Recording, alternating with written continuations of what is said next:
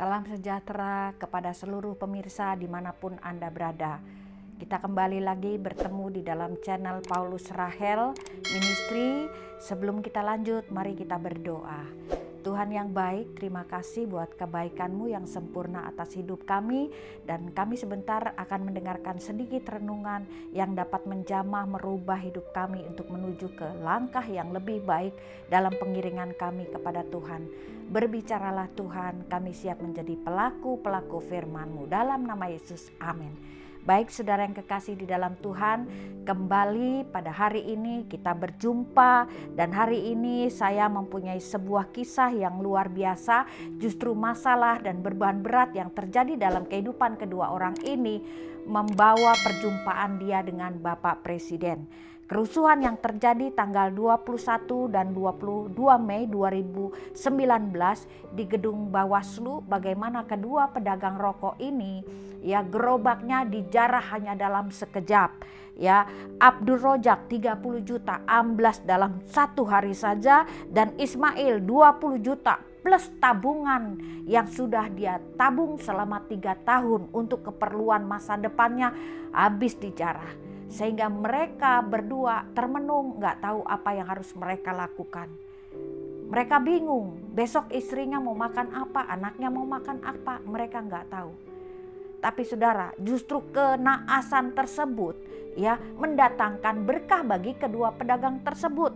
Lewat peristiwa ini akhirnya terdengar oleh Bapak Presiden, dan kedua pedagang ini mendapat keberuntungan yang luar biasa.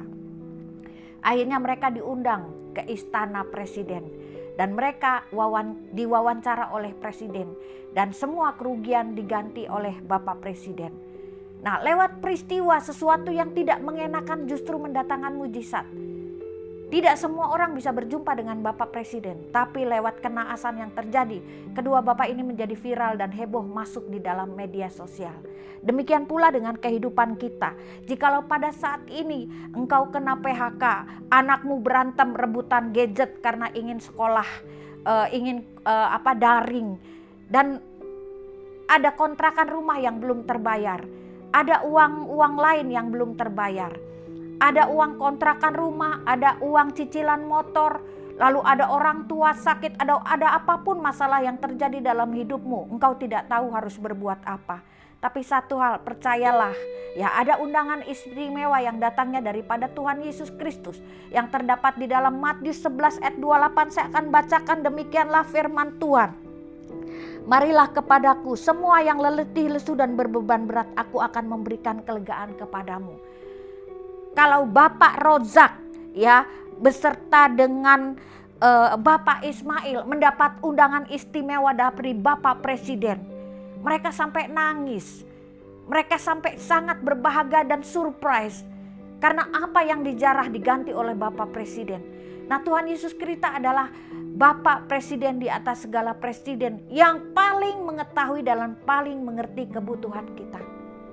Kalau hari ini engkau sudah tidak sanggup lagi, ada yang mengundang engkau dengan segala masalah beban beratmu, yaitu Tuhan Yesus Kristus. Dia sanggup memberikan jalan keluar. Dia sanggup menyelamatkan apa yang menjadi bencana dalam hidupmu. Saat tiada jalan, ketika kita tidak mampu bertahan, Tuhan sanggup memberikan mujizat dan jalan keluar. Nah, ada sebuah peristiwa yang luar biasa, kecelakaan lalu lintas. Truk bermuatan berat sekali terpleset karena remnya blong, terpleset dan meluncur menuju ke arah jurang. Tetapi karena truk itu punya beban, punya muatan yang sangat berat sekali, sehingga truk itu hanya melandai-landai tapi tidak sampai jatuh jurang. Truk itu bisa selamat, tidak sampai jatuh jurang karena apa? Karena ada beban berat yang ada di truk tersebut. Kalau hari ini engkau punya beban berat, yakinlah beban itu justru akan menyelamatkan dirimu.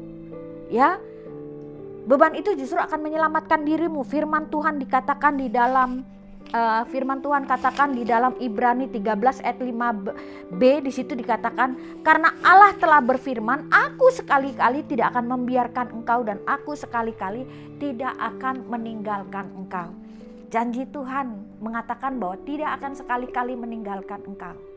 Kalau hari ini bebanmu terlalu berat dan engkau sudah tak sanggup lagi menerima semuanya, datanglah kepada kunci yang memberikan jawaban, yaitu Tuhan Yesus sendiri. Serahkanlah kekhawatiran kepadanya, karena Dia yang akan memberikan tindakan, memberikan jalan keluar kepadamu. Mari, apa yang menjadi beban terberat dalam hidupmu? Catat, imankan, aminkan, doakan.